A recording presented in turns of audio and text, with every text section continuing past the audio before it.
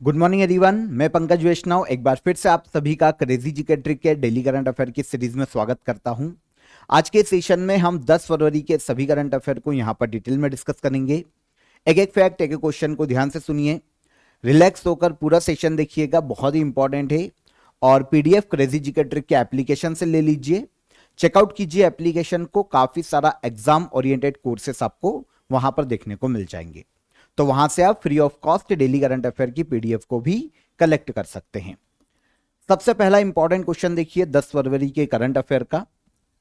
हाल ही में उत्तर भारत का पहला ग्रीन हाइड्रोजन प्लांट किस राज्य में स्थापित किया जा रहा है? तो ग्रीन हाइड्रोजन प्लांट के बारे में आपको पता होना चाहिए कि यहां पर हाइड्रोजन गैस का प्रोडक्शन किया जाएगा। ट्रांसपोर्टेशन में, परिवहन में, रिन्यूएबल एनर्जी के रूप में ग्रीन हाइड्रोजन का यूज किया जा सकता है। इसके अलावा काफी सारी इंडस्ट्रियल सेक्टर में इसका यूज किया जा सकता है। तो एनर्जी के लिए रिन्यूएबल एनर्जी सोर्स के रूप में ग्रीन हाइड्रोजन को इंडिया में धीरे धीरे बढ़ावा दिया जा रहा है। तो अब उत्तर भारत का पहला ग्रीन हाइड्रोजन प्लांट स्थापित किया जा रहा है। कहां पर? यह स्थापित किया जाएगा हिमाचल प्रदेश राज्य में। आगे आने वाले एक साल में यह बनकर पूरा प्रॉपर तैयार हो जाएगा और यहां पर हाइड्रोजन गैस का प्रोडक्शन शुरू कर दिया जाएगा। तो नॉर्थ इंडिया का पहला green hydrogen plant Himachal Pradesh राज्य में बनाया जा रहा है। हिमाचल प्रदेश में एक नालागढ़ नाम का प्लेस है, यहां पर यह स्थापित किया जा रहा है। टोटल कॉस्ट आएगी 9 करोड़ 4 लाख रुपए इस प्रोजेक्ट की। एक साल में बनकर तैयार हो जाएगा। दो संस्थाएं यहां पर, दो इंस्टीट्यूशन है जो कि यहां पर सहयोग कर रहे हैं इसके निर्माण में। Himachal Pradesh power corporation limited Himachal Pradesh की संस्था है और इंडियन ऑयल लिमिटेड। ये दो कैपेसिटी होगी जब ये प्रोडक्शन स्टार्ट करेगा तो 1 मेगावाट ग्रीन हाइड्रोजन कैपेसिटी इसकी रहेगी। 2026 तक हिमाचल प्रदेश को इंडिया का पहला ग्रीन स्टेट बनाना हिमाचल प्रदेश राज्य का लक्ष्य है। रोजाना यहां से 423 किलोग्राम ग्रीन हाइड्रोजन गैस का प्रोडक्शन किया जा सकेगा। ऑल ओवर 1 मेगावाट विद्युत उत्पादन या हाइड्रोजन गैस प्रोडक्शन इसकी क्षमता है। परियोजना एक साल में पूरी हो जाएगी। ग्रीन हाइड्रोजन क्या होता है मैं आपको समझा चुका हूं। ग्रीन हाइड्रोजन को रिन्यूएबल एनर्जी के रूप में यहां पर यूज किया जाएगा। अभी तक हम जो फॉसिल्स फ्यूल होते हैं उन्हीं का यूज करते हैं सबसे ज्यादा एनर्जी के लिए। अब रिन्यूएबल एनर्जी के रूप में सोलर एनर्जी, विंड एनर्जी और इसी तरीके से है ग्रीन हाइड्रोजन। एनर्जी प्रोडक्शन में, इंडस्ट्रियल सेक्टर में, ट्रांसपोर्टेशन में, अलग अलग क्षेत्रों में ग्रीन हाइड्रोजन का यूज किया जाएगा। तो उत्तर भारत का पहला ग्रीन हाइड्रोजन प्लांट कहां पर स्थापित किया जा रहा है? हिमाचल प्रदेश राज्य में। सेकेंड क्वेश्चन, हाल ही में विकासिता गांव योजना किस राज्य सरकार के द्वारा गांव के विकास के लिए शुरू की गई है? अच्छा, योजना का नाम थोड़ा अलग लगेगा, विकासिता गांव योजना। यहां पर विकासिता का मतलब है विकसित, विकसित गांव। यह योजना चलाई जा रही है ओडिशा राज्य में। तो ओडिशा राज्य की योजना है। तो ओडिशा में ओडिया भाषा का एक वर्ड है, अगर इसको हिंदी में ट्रांसलेट करें तो यह होता है विकसित गांव। और ओडिया भाषा में क्या नाम दिया गया? विकासिता गांव। तो विकासिता गांव, विकासिता ओडिशा, यह पूरी स्कीम का नाम है, ओडिशा राज्य की स्कीम है। उद्देश्य क्या है? नाम से आपको समझ में आ जाएगा। ग्रामीण क्षेत्रों में बेसिक इंफ्रास्ट्रक्चर का डेवलपमेंट करना, जो बेसिक सुविधाएं होती है। फॉर एग्जांपल, किसी गांव को क्या चाहिए? किसी गांव को चाहिए पक्की सड़कें, है ना।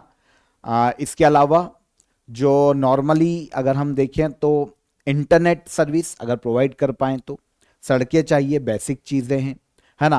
पक्के घर चाहिए, बेसिक चीजें हैं।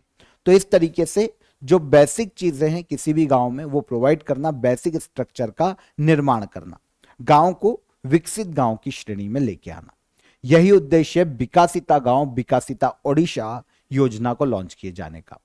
टोटल राज्य सरकार ने 5 साल के लिए 5,000 करोड़ रुपए का बजट यहां पर एलोकेट किया है, ताकि ओडिशा के हर गांव में जो बेसिक स्ट्रक्चर है, हर गांव में जो बेसिक फैसिलिटी है, उनको डेवलप किया जा सके, रोड कनेक्टिविटी दी जा सके, एजुकेशन, हेल्थ, हाँ ये भी बहुत बेसिक चीज है।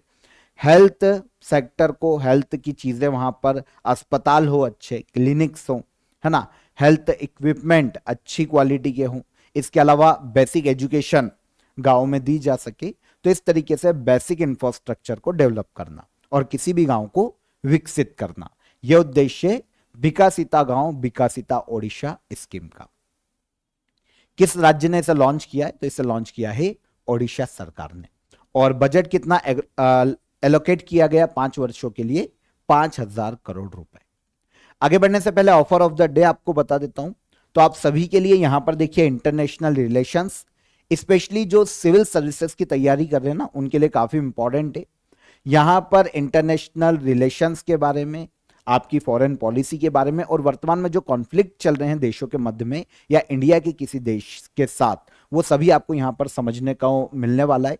आपको पता है स्टेट में जो पीसीएस का एग्जाम होता है, सेंट्रल में यूपीएससी का एग्जाम होता है, मेंस में इंटरनेशनल रिलेशन का काफी अच्छा एक दायरा होता है ना। काफी क्वेश्चन यहां से मेंस में स्पेशली पूछे जाते हैं। तो सिविल सर्विसेज के लिए आप इंटरनेशनल रिलेशंस की क्लास को ज्वाइन कर सकते हैं। लाइव क्लासेस है आपके लिए, अभी रनिंग में है, तो आप ज्वाइन कर सकते हैं। इसके अलावा अगर आप सिविल सर्विसेज का पूरा बैच ज्वाइन करना चाहते हैं तो आप आरंभ 2.0 को ज्वाइन कर सकते हैं काफी नॉमिनल चार्जेस में। यहां पर आप यूपीएससी एग्जाम के लिए और स्टेट पीएससी एग्जाम के लिए इसे ज्वाइन कर सकते हैं। दोनों ही आपके लिए बायलैंग्वेज है। दोनों की ही लिंक मैंने आपको डिस्क्रिप्शन में दे दी है, वहां पर जाकर आप डायरेक्ट अवेल कर लीजिए। कोई भी हर्डल है, कोई भी डाउट है, तो हेल्पलाइन नंबर पर आप कॉल कर सकते हैं। ठीक है। हाल ही में बिम्स्टेक यूथ समिट 2025 का आयोजन किस राज्य में किया जा रहा है? बिम्स्टेक यूथ समिट 2025, इसका आयोजन किया जा रहा है गुजरात के गांधीनगर में। देखिए, हमको बिम्स्टेक के बारे में पता चलेगा ना, तो यूथ समिट के बारे में भी पता चलेगा। आपको पता है बिम्स्टेक क्या है?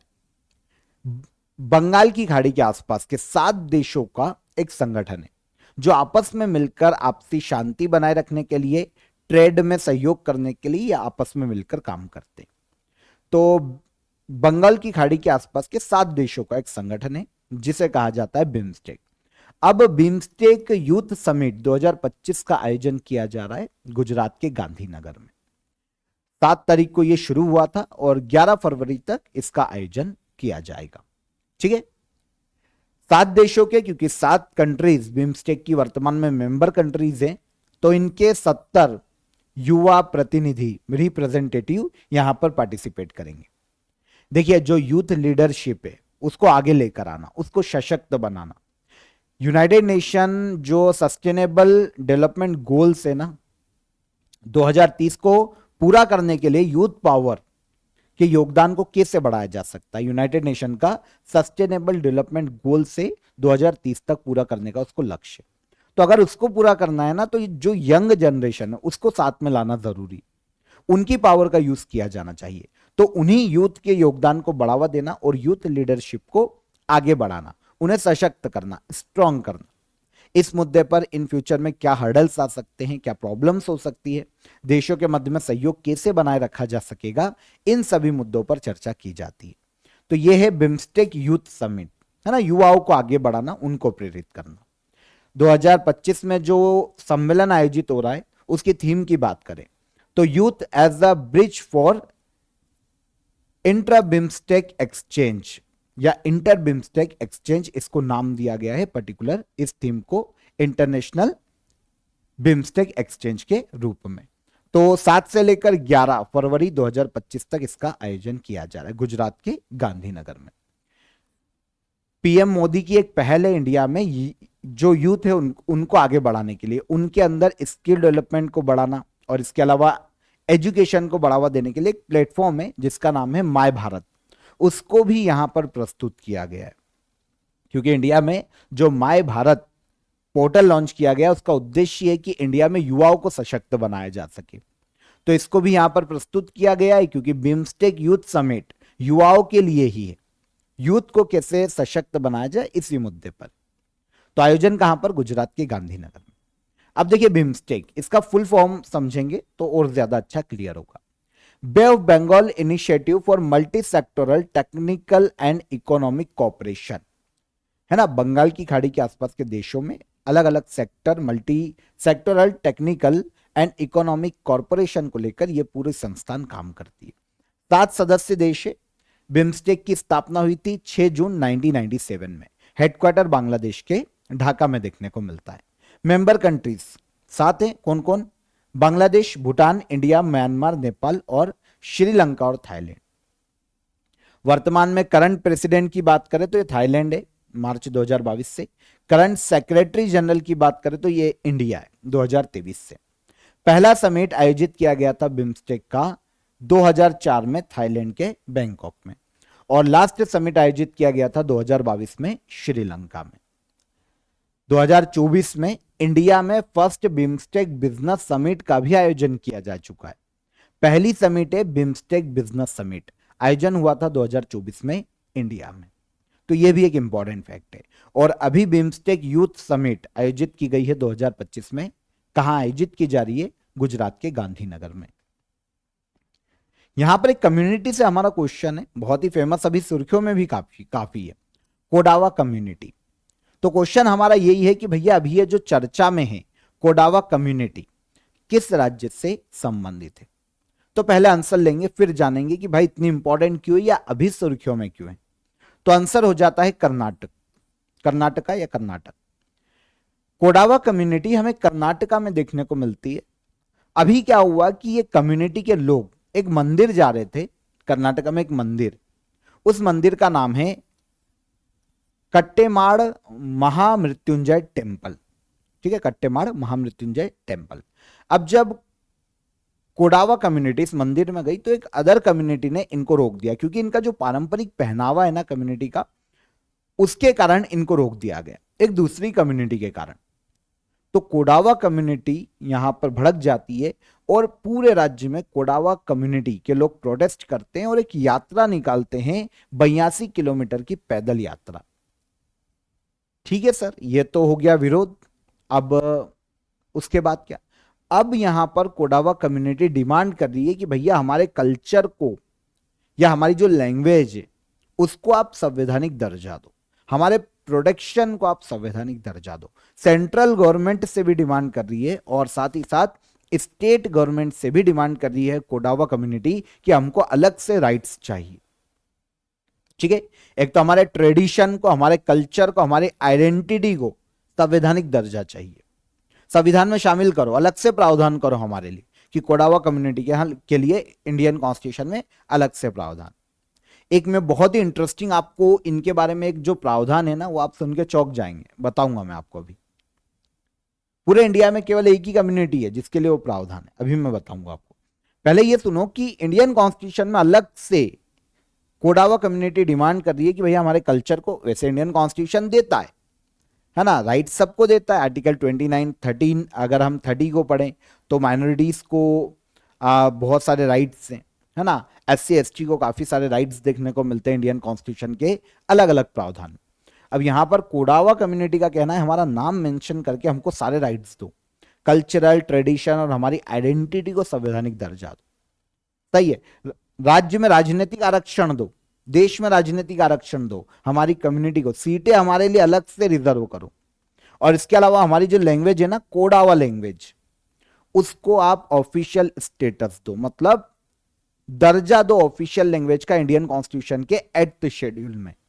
यह डिमांड है कोडावा कम्युनिटी की, जो कि हमको देखने को मिलती है कर्नाटका राज्य में। कर्नाटका में कोडगु स्थान से ये बिलोंग करते हैं, इनके वंशज यहां के हैं, तो जनजाति का नाम पड़ा है, समुदाय का नाम पड़ा है कोडावा।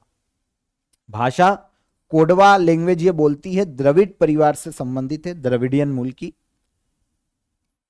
सबसे इंपॉर्टेंट जो इनके बारे में आपको प्रावधान बता रहा था ना, पूरे इंडिया में केवल यही लोग है, यही कम्युनिटी है जो बिना लाइसेंस के वेपन्स रख सकती। भारत में और किसी को भी यह अधिकार नहीं दिया गया कि बिना लाइसेंस के वो बंदूक या वेपन्स रख पाए, ये जनजाति रख सकती। ठीक है, यह समुदाय रख सकता है। योद्धा समुदाय है क्योंकि हिस्ट्री में इनका उल्लेख देखने को मिलता है।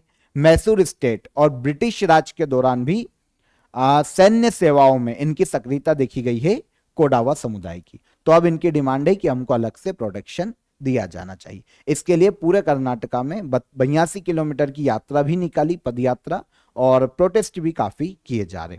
कोडावा कम्युनिटी कहां की है? कर्नाटका स्टेट की। हाल ही में फीफा ने किस देश के फुटबॉल महासंघ को निलंबित कर दिया? तो फीफा ने एक देश के फुटबॉल फेडरेशन पर बाउंडेशन लगा दिया, प्रतिबंध लगा दिया, निलंबित कर दिया। कौन है ये? देख के समझ जाओ, पाकिस्तान। फीफा है ना, आपको पता है कुछ इंटरनेशनल पॉलिसीज होती है फीफा की, कि कोई भी देश अपने यहां पर अगर फुटबॉल फेडरेशन को स्थापित कर रहा है तो उसे इंटरनेशनल पॉलिसीज के अकॉर्डिंग चलना पड़ेगा।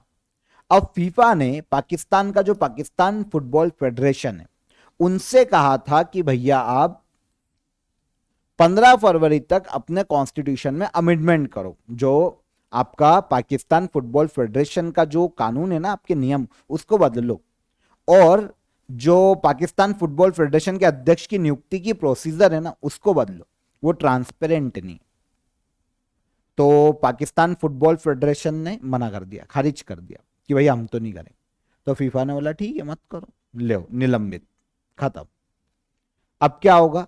अब ये होगा कि जो पाकिस्तान फुटबॉल फेडरेशन है वो अपने यहां की टीम को फीफा में नहीं भेज पाएगी, मतलब पाकिस्तान की फुटबॉल टीम को फीफा में कंसीडर नहीं किया जाएगा, और इनके किसी भी कार्यक्रम को ये जो पाकिस्तान में कर रहे हैं इनको फीफा मान्यता नहीं देगा। आया समझ में? इंटरनेशनली मान्यता की तो भूल जाओ, पाकिस्तान में जो खेल हो रहे हैं ना उसको फीफा मानेगा भी नहीं कि ये फुटबॉल करवा पाए। वो गली क्रिकेट हो गया, जैसे गली फुटबॉल होते हैं ना, हम ग्राउंड में खेलते हैं, अब वैसा हो गया पूरा पाकिस्तान का फुटबॉल, जो भले नेशनल हो इंटरनेशनल हो। इंटरनेशनल तो क्या पहुंचे हैं ये, कभी भी नहीं पहुंचे, पर अगर ये नेशनल कोई टूर्नामेंट आयोजित करा रहे तो भी इनको मान्यता नहीं है। ठीक है, तो पाकिस्तान फुटबॉल फेडरेशन को अभी निलंबित कर दिया। वैसे ऐसा नहीं है कि पहली बार निलंबित हो रहा है, 2015 में, 2017 में, 2025 में, ये पहले मतलब 2 बार पहले भी हो चुका है और अब तीसरी बार हो रहा है। अगर ये चेंज करते हैं और फिर वापस फीफा के पास जाते हैं तो निलंबन रद्द हो सकता है, पर ये करे तब। पहले भी 2 बार बैन लगा है, निलंबित हुए और फिर वापस बहाल किया गया, पर अब तीसरी बार ये थोड़े से अड़ गए थे तो फिर से निलंबित हुए। ठीक है, अब देखते हैं इन फ्यूचर क्या होता है। फीफा पूरे वर्ल्ड में फुटबॉल खेलों का आयोजन करवाने वाली पॉलिसी मेकिंग गवर्निंग बॉडी। ठीक है, स्थापना हुई थी 21 मई 1904 को, हेडक्वार्टर स्विट्जरलैंड के ज्यूरिक में देखने को मिलता है। जियानी इन्फेंटिनो वर्तमान में फीफा के प्रेसिडेंट के पद पर हैं। फीफा के द्वारा जो वर्ल्ड कप आयोजित करवाए जाते हैं, पुरुष फीफा वर्ल्ड कप 1930 में शुरू हुआ था और महिला फीफा वर्ल्ड कप 1991 में शुरू किया गया था। 4 साल में एक बार आयोजित किया जाता है। हाल ही में नवे एशियन विंटर गेम्स का आयोजन किस शहर में किया जा रहा है? नवे एशियन विंटर गेम्स, इनका आयोजन किया जा रहा है चीन के हॉर्बिन में। चीन का प्लेस है हॉर्बिन, यहां पर आयोजित किए जा रहे हैं 9th एशियन विंटर गेम्स 2025। 7 तारीख को ये शुरू हुए हैं और 14 फरवरी 2025 तक इनका आयोजन किया जाएगा। चाइना के जो प्रेसिडेंट है शी जिनपिंग, इन्होंने इनॉग्रेशन किया था। 34 देश यहां पर पार्टिसिपेट कर रहे हैं विंटर गेम्स में, एशियन विंटर गेम्स में, अभी तक की सबसे ज्यादा संख्या।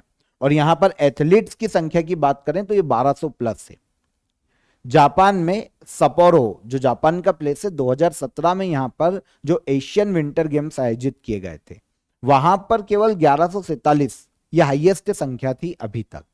लेकिन अब चाइना में जो 9th एशियन विंटर गेम्स आयोजित किया जा रहा है वहां पर 1200 से प्लस एथलीट यहां पर भाग ले रहे हैं। Dream of winter, love among Asia slogan है 9th एशियन विंटर गेम्स का। चाइना तीसरी बार मेजबानी कर रहा है, इसके पहले 1996 में हॉर्बिन में ही आयोजित हुए थे और 2007 में चांगचुंग, चीन का एक प्लेस है, यहां पर इसका आयोजन किया गया था। और अब चीन के ही हॉर्बिन में एक बार फिर से आयोजित किया जा रहा है 2025 में। भारत की ओर से 59 एथलीट्स का दल हमने भेजा है, सबसे बड़ा है ये अभी तक का, सबसे ज्यादा एथलीट अभी तक अगर हमने किसी एशियन विंटर गेम्स में भेजे हैं तो ये 2025 वाले ही। यहां पर आपको शौक लगेगा कि एशियन विंटर गेम्स में आज तक हम कोई भी मेडल नहीं जीते, तो अब उम्मीद है, होप कि हम कुछ जीतें। एशियन विंटर गेम्स की शुरुआत हुई थी 1986 में, पहला एडिशन आयोजित किया गया था जापान के सपोरो में। ऑर्गेनाइज करवाता है ओलंपिक काउंसिल ऑफ एशिया। आयोजन हर 4 साल में एक बार होता है, लास्ट वर्जन 2017 में ही हुआ था, बीच में कोविड के कारण ये पोस्टपोन हुए थे, तो 2017 में हुआ था लास्ट वर्जन। और अब 10वां एडिशन, 9वां तो अभी चीन में आयोजित किया जा रहा है, 10वां एडिशन 2029 में आयोजित किया जाएगा सऊदी अरेबिया में। ठीक है। हाल ही में निर्भया कड़ी और मोगेलिया झिया योजना किस राज्य में लॉन्च की गई? तो यहां पर दो योजनाओं की बात की जा रही है। ये ओडिया भाषा के वर्ड है इसलिए आपको अलग लगेंगे। तो दोनों योजनाएं ओडिशा राज्य की योजनाएं हैं। देखिए, बेटी बचाओ बेटी पढ़ाओ है ना, जो योजना है उसके तहत ओडिशा सरकार ने अपने यहां पर 5 योजनाओं को अनाउंस किया है, लॉन्च किया है। पांचों योजनाएं कहीं ना कहीं आप देखना बेटियों के उद्धार से, उनके सम्मान से संबंधित है। एक एक करके बात करेंगे। निर्भया कड़ी, इसका हिंदी मीनिंग देखिए, ओडिया वर्ड है, हिंदी मीनिंग होता है निडर कली। बाल विवाह रोकथाम और लड़कियों के अधिकारों की सुरक्षा को बढ़ावा देने के लिए इसे लॉन्च किया गया। सेकेंड, मोगेलिया झिया, इसका हिंदी होता है मेरी प्यारी बेटी। तो लिंग परीक्षण और कन्या भ्रूण हत्या के खिलाफ लोगों को अवेयर करना इसका मुख्य उद्देश्य है। कल्पना कैंपेन भी है, किशोरियों पर नजर रखने और बाल विवाह को रोकने के लिए इसे राज्य में लॉन्च किया गया। 3 हो गए। स्वर्णकालिका क्योंझर जिले में से शुरू किया गया है ओडिशा में। बाल विवाह के जो हानियां हैं, जो हार्मफुल इफेक्ट है, उनके प्रति लोगों को अवेयर करना, ताकि भाई घर में बच्चों का विवाह कम उम्र में ना कराया जाए। फिर वीरांगना, लड़कियों के आत्मसम्मान की रक्षा करना, उन्हें सेल्फ डिफेंस सिखाने में बढ़ावा देना। ठीक है। एक मार्शल आर्ट प्रशिक्षण योजना है, 30 दिन तक सेल्फ डिफेंस ट्रेनिंग कैंप आयोजित किए जाएंगे वीरांगना के तहत। तो ये 5 स्कीम्स या कैंपेन ओडिशा सरकार ने लॉन्च किए हैं। ओडिशा की हमने पहले भी एक स्कीम देखी थी, तो यहां पर हम ओडिशा के बारे में कैजुअल फैक्ट देख लेते हैं। कैपिटल है भुवनेश्वर, गवर्नर देखने को मिलते हैं कंभमपति हरिबाबू, सीएम है मोहन चरण मांझी, बीजेपी के हैं। ओडिशा लेजिस्लेटिव असेंबली, विधानसभा में सीटों की संख्या है 147। ओडिशा में राज्यसभा सीटें हैं 10 और लोकसभा सीटें देखने को मिलती है 21 ओडिशा में। हाल ही में खोजी गई क्यूप्यू क्या है? तो देखिए, एस्ट्रोनॉट्स और या फिर जो वैज्ञानिक है ना, उन्होंने एक बहुत अब तक का सबसे बड़ा खगोलीय ढांचा खोजा है। अब तक का सबसे बड़ा स्ट्रक्चर खोजा है अंतरिक्ष में, यूनिवर्स में, ब्रह्मांड में। इसे नाम दिया गया है क्यूप्यू। पता ही क्या है? बहुत सारी गैलेक्सीज, आकाशगंगाएं आपस में मर्ज है, आप समझो, अलग अलग पेयर में। मान लो एक पेयर है जिसमें 50,000 1 लाख आकाशगंगा है, तो सोचो वो पेयर कितना बड़ा होगा। एक आकाशगंगा से बाहर निकलने में अगर हम लाइट की स्पीड से भी जाएंगे ना, तो लाखों साल लग जाते हैं। तो अब यहां पर जो सबसे बड़ा खगोलीय ढांचा खोजा गया है, जो स्ट्रक्चर खोजा गया है यूनिवर्स में, उसको नाम दिया गया है क्यूप्यू। अब ये कितना बड़ा है पता है? 50,000 1 लाख आकाशगंगा एक साथ बल्क में है, मतलब चिपकी हुई है आपस में कंबाइंड। और ऐसी न जाने कितनी कंबाइंड आकाशगंगाएं भी आपस में चिपकी हुई है। तो आप समझो, आकाशगंगाएं आपस में मर्ज है, चिपकी हुई है, एक बोल सकते हैं कि एक बल्क बना रखा है, और ऐसे कई बल्क जो कि आपस में जुड़े हुए हैं।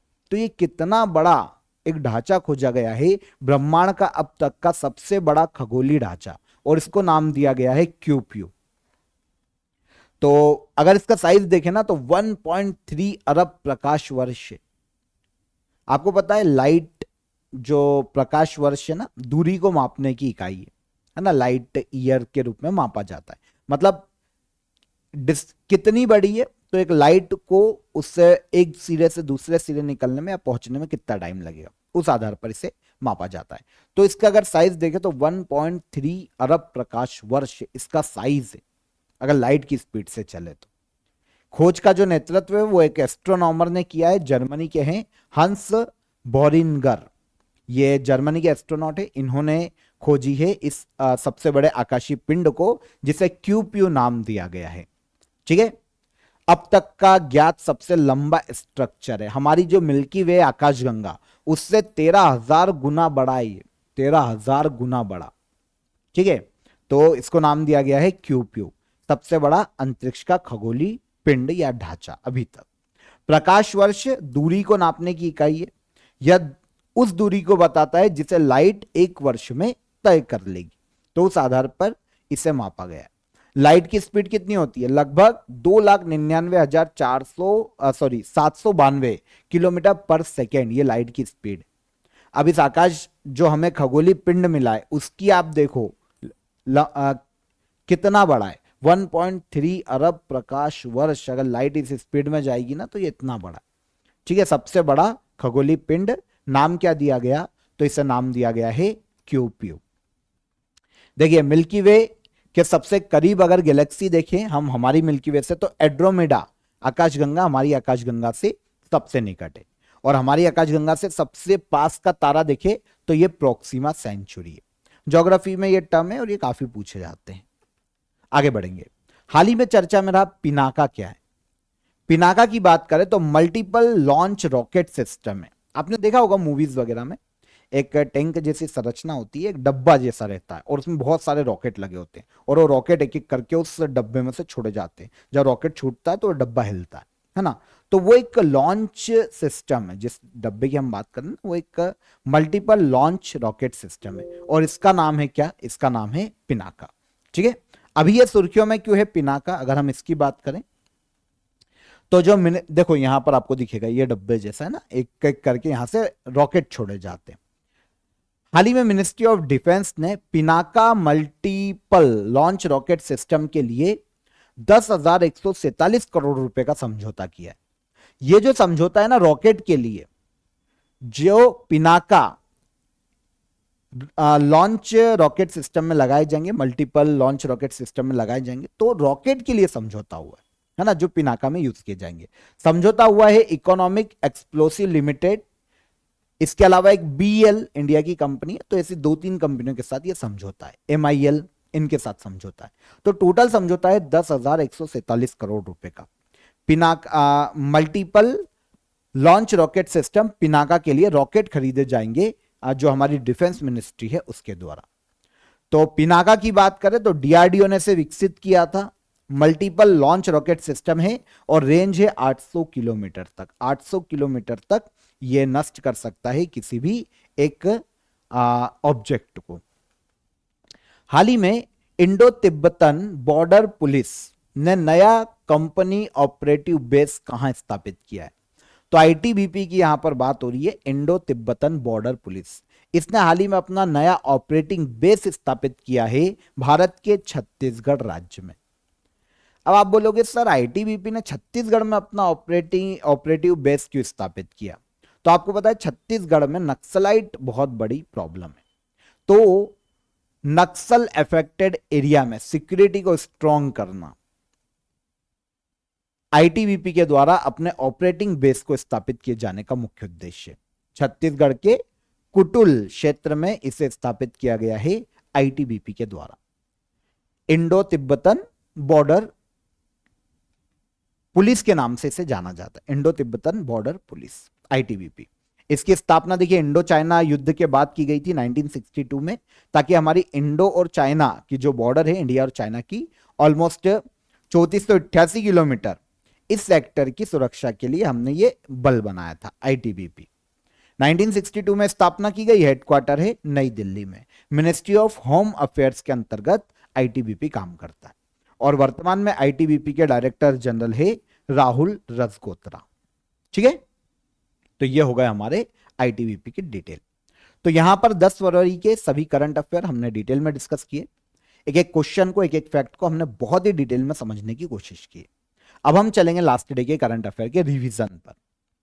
तो क्या करेंगे, एक एक करके एमसीक्यू फॉर्म में हम रिवाइज कर लेते हैं। सबसे पहला क्वेश्चन क्या है? हाल ही में आरबीआई ने रेपो रेट को कितना निर्धारित किया? तो आरबीआई की रेपो रेट की बात करें तो यह निर्धारित की गई है 6.25%। पहले कितनी थी?